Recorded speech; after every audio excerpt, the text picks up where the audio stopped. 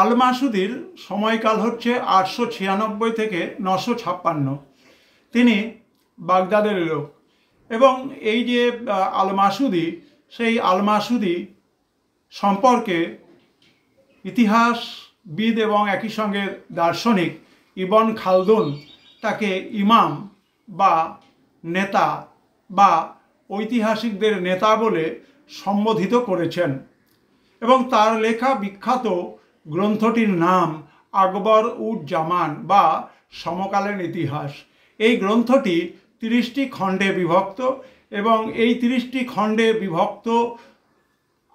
আকবর উজ জামান বা সমকালের ইতিহাস গ্রন্থে আমরা ভারতবর্ষের গুজরাটের সমৃদ্ধির কথা জানি এবং পাশাপাশি আমরা দেখতে পাই বারাণসী শহর এবং